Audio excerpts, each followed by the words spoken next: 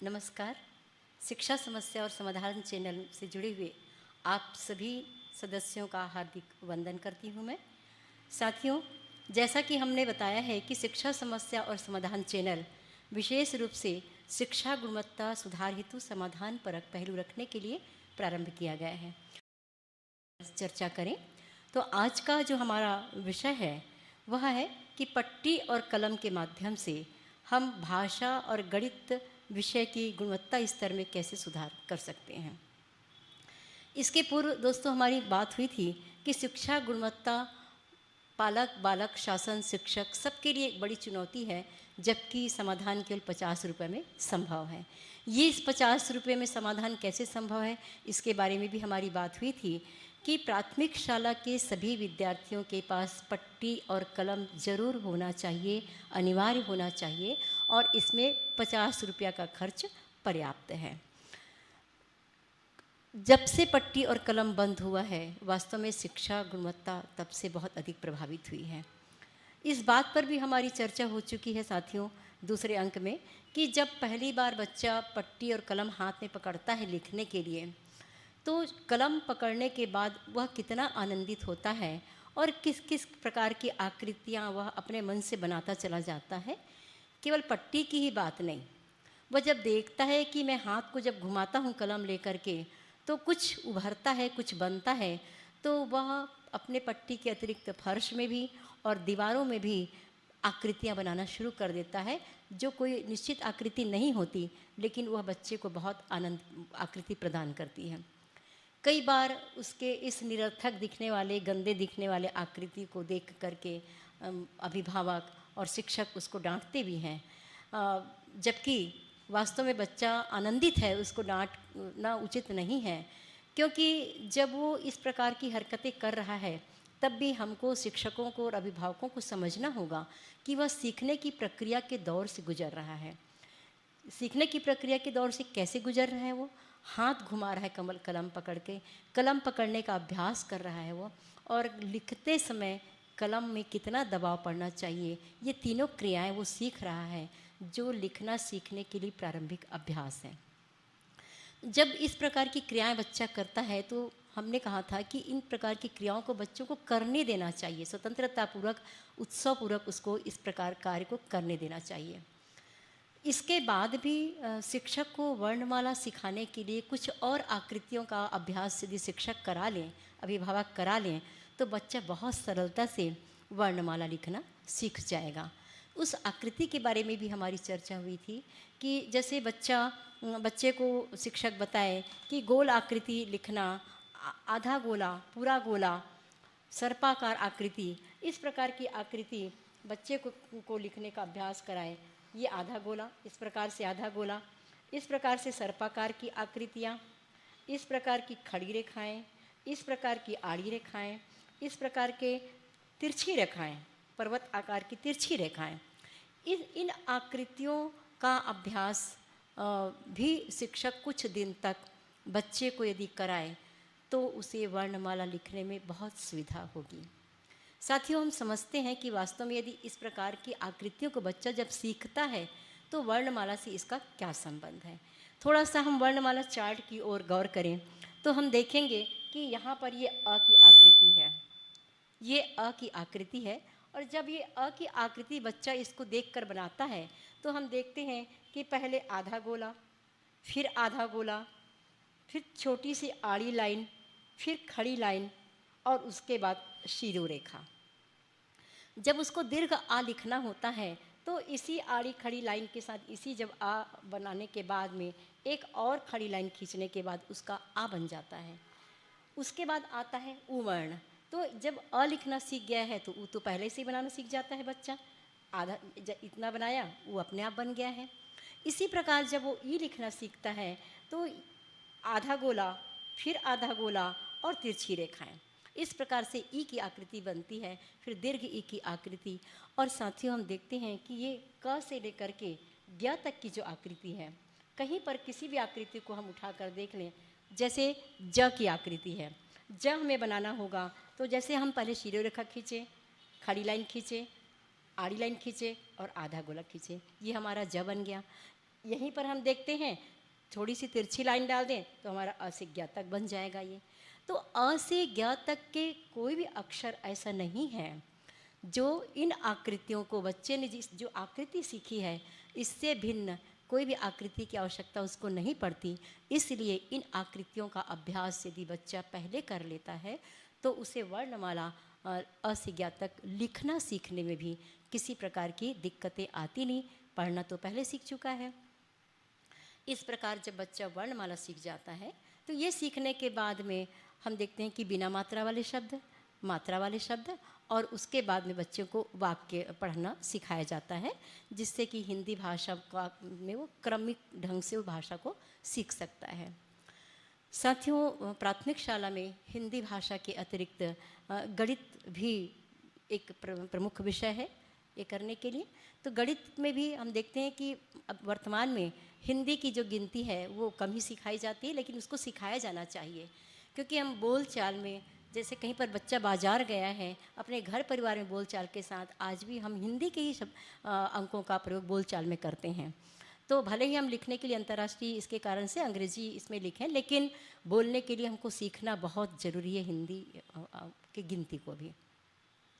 हिंदी को की गिनती को भी सिखाने का वही ढंग है जो वर्णमाला को सीखने का, कि जैसे बच्चा जोड़ जोड़ से पहले उच्चारण करे और जब पढ़ना सीख जाए गिनती को वो, उसके बाद उसको लिखना सिखाया जाए। साथियों, मज़ेदार बात यह है कि जिन रेखाओं से बच्चा वर्णमाला लिखना सीखता है वही गोल आड़ी तिरछी रेखाओं से ही उसके 1 से 100 तक गिनती लिखना भी वह उन्हीं रेखाओं के आधार पर सीख जाता है। उसके लिए उसको अलग किसी रेखाकृति के अभ्यास की आवश्यकता नहीं पड़ती है। एक बात और है कि बच्चा जब लिखना शुरू करे, गिनती को लिखना भी शुरू करे, तब भी शिक्षक यदि बच्चे को निर्देश करे कि बच्चा बोल कर के लिखे, तो जब बोल कर के बच्चा लिखेगा तो कई बार ये हो सकता है कि वो लिखे कुछ और, बोल कुछ और रहा है। ऐसी स्थिति में अवलोकन करते हुए शिक्षक उसकी गलती को सुधार सकते हैं। उसके साथी भी जो उसको देख रहे हैं, उसके साथ काम कर रहे हैं, वो साथी भी उसको टोक करके सुधार कर सकते हैं। तो इस तरह से गिनती लिखना बच्चा सीख जाता है। एक बात की ओर विशेष मैं आप सभी का ध्यान आकृष्ट करना चाहती हूँ कि 1 से 100 तक के जो अंक होते हैं उसमें कुछ अंक ऐसे होते हैं जिसमें बड़े हो जाने के बाद भी, बच्चा बड़ा जब हो जाता है, ऊंची कक्षा में पहुँच जाता है, तब पर भी भ्रम की स्थिति बनी रहती है। और ये जो भ्रम की स्थिति है अधिकतर 90वें अंक में होता है, जैसे कि 19, 29, 39, 49, 59, 69, 79 और 89 में। साथियों, इस भ्रम को, बच्चे के इस भ्रम को हम कैसे दूर करें, क्लियर कैसे करें, इसकी अवधारणा उसके मस्तिष्क में क्लियर कैसे हो, इसके लिए बहुत छोटा सा सुझाव हमारा है कि हम इनके उच्चारण की ओर ध्यान दें। जैसे हम कहते हैं 19, हम कहते हैं 19 तो पहला शब्द आता है उन, उसके बाद आता है 20। तो एक्चुअल में हम देखें कि उन का मतलब कम होता है। बच्चे को हमको बताना पड़ेगा कि उन का मतलब कम होता है। छत्तीसगढ़ी भाषा में भी इसका उपयोग किया जाता है, ऊना और आगर का, ऊना मतलब कम, तो वही शब्द है उन मतलब कम। तो जैसे 19 है तो किस में कम, 20 में एक कम, तो 19, एक्चुअल में 19 होना चाहिए, पर बोलचाल में हम उसे 19 कहते हैं। जब हम कहते हैं 29 तो 29, 30 में एक ऊना, 30 में एक कम, तो 29, 39, 40 में एक ऊना मतलब 39, 49, 50 में एक कम, तो 49 होना चाहिए, पर उसको बोलचाल में 49 कहते हैं।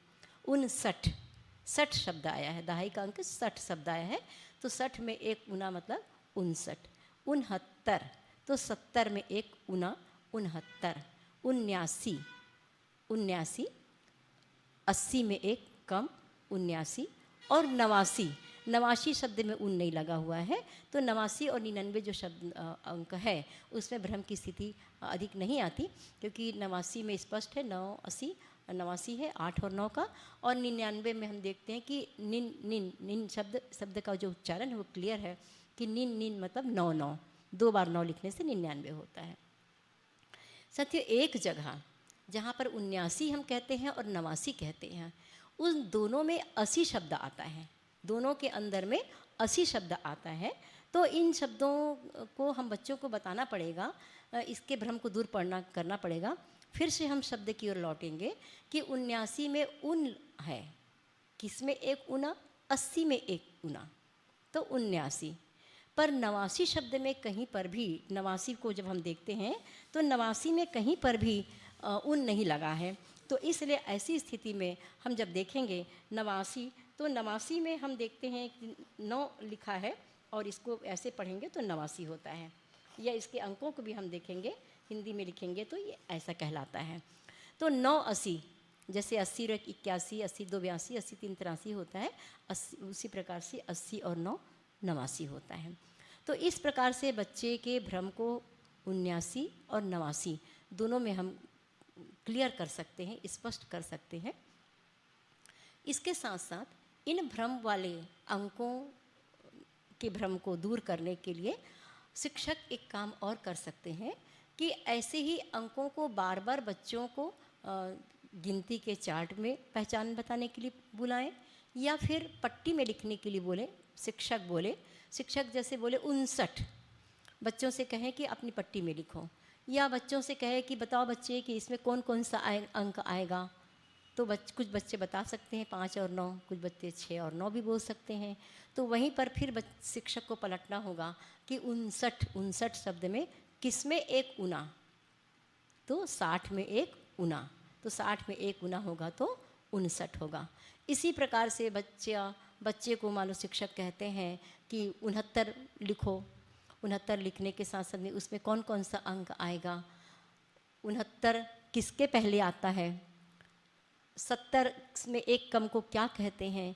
इस प्रकार से उलट पलट कर ऐसे अंकों को यदि लिखने, पढ़ने, बोलने का बार बार अभ्यास कराया जाए। साथियों, ग्रुप बनाकर भी, बच्चों को ग्रुप बना कर के भी, जैसे 5 ग्रुप यदि बना है तो 1 से 20 तक, 21 से 40 तक, इस प्रकार से 20-20 की संख्या तक गिनती को पक्का करने का, दृढ़ करने का बच्चों को यदि अभ्यास कराया जाए तो उसमें इस 9वें अंक का भी और शेष अंकों का भी जो समझ है वो बच्चों में सुदृढ़ हो जाएगी। एक जगह बच्चों को और समझाने की आवश्यकता है कि जैसे कि हम देखते हैं कि 1 से 9 तक गिनती में 1 2 3 4 5 6 7 8 9, लेकिन जब हम जैसे हम कहते हैं 31 आया, 31 में क्लियर होता है 1 और 30, एक का कॉन्सेप्ट इक आ गया। 32 हम जब कहते हैं तो 32 में 32 को छोड़ देते हैं, अभी 33 की बात करते हैं। 33 में क्या 3 3 है तो 3 का तय हो गया। 34 में 4 का चौय हो गया। 35 में 5 का पय हो गया। 36 में 6 का 6 हो गया। इस प्रकार से हम देखते हैं 38 तक की जो स्थिति है वो इकाई के अंकों को उच्चारण में ही स्पष्ट हो जाता है। और जो नीचे 9वां अंक आता है तो वो तो 39 में चला जाता है, उनमें चला जाता है, वो भी क्लियर है। परंतु जब हम 32 हम कहते हैं कि 12 22 32 42 52 62 72 82 और 92, तो हम देखते हैं कि 1 2 की गिनती में तो 2 आता है, परंतु हर जगह 2 के स्थान पर हम ब कहते हैं। 2 के स्थान पर क्या कहते हैं? 2 के स्थान पर ब कहते हैं। यह भी बच्चे को बताना आवश्यक है ताकि बच्चा समझ सके कि जहाँ जहाँ पर ऐसा आता है वहाँ 2 अंक के लिए हम ब कहते हैं। इसी प्रकार से हम देखते हैं कि जब बच्चा हिंदी के गिनती के 1 से 100 तक की गिनती में परिपक्व जब हो जाता है, उसके बाद बच्चे को उल्टी गिनती का भी अभ्यास ज़रूर कराना चाहिए। उसकी भी एक अलग से, उसका भी एक अच्छा सुंदर सा मनोविज्ञान है जिसके बारे में हम चर्चा करेंगे। साथियों, प्रतिदिन भाषा और गणित में जिस पाठ को भी शिक्षक पढ़ा रहे हैं कक्षा में बच्चों को, उसी में से गृह कार्य करने के लिए भी बच्चों को ज़रूर दिया जाए। पट्टी के एक तरफ भाषा विषय से संबंधित कार्य और एक तरफ गणित विषय से संबंधित अभ्यास कार्य बच्चों को प्रतिदिन दिया जाए और उनको इस कर्तव्य का अनिवार्यता बोध हो कि वो पट्टी लेकर आएंगे और स्कूल लगने के बाद जैसे ही कक्षा में प्रवेश करते हैं बच्चे, वैसे ही अपनी अपनी पट्टी को शिक्षक टेबल पर वो जमा करेंगे। और जब शिक्षक कक्षा में आएंगे तो बच्चों को कुछ कार्य दे करके प्रत्येक पट्टी का मूल्यांकन करेंगे और मूल्यांकन करने के बाद जहाँ पर भी त्रुटि दिखाई दे रही है उस त्रुटि में गोला लगाएंगे और बच्चों से इस बात को कहेंगे कि जहाँ जहाँ पर गोला लगा हुआ है वहाँ पर उसको आप पुस्तक देख करके, कॉपी देख करके 5-5 बार या 7-7 बार सुधार करें और उसके बाद बिना देखे भी उसको लिखें। और दोनों ही स्थितियों को 5-5 बार देख के लिखने और फिर बिना देखे लिखने के पश्चात वह बच्चा उस पट्टी को ला करके शिक्षक को फिर से दिखाए। तो प्रतिदिन इस प्रकार भाषा में छोटे छोटे सुधार, गणित की संक्रियाओं में छोटे छोटे सुधार होते होते बच्चे को गणित भी कठिन नहीं लगेगा और भाषा भी बहुत उनकी परिपक्व हो जाएगी। साथियों, कक्षा ये तो गृह कार्य हो गया। कक्षा कार्य में प्रतिदिन बच्चे को एक पीरियड शुद्ध भाषा से संबंधित सुलेख, इमला, श्रुतलेख जिसे कहते हैं उसका अभ्यास भी बहुत ज़रूरी है। 5 से 6 लाइन जितनी उसकी पट्टी में आती उतने लाइन तक का ही सुलेख बोले शिक्षक और बच्चा सुन कर के लिखे और साथ में एक तरफ मनगणित का भी अभ्यास हो।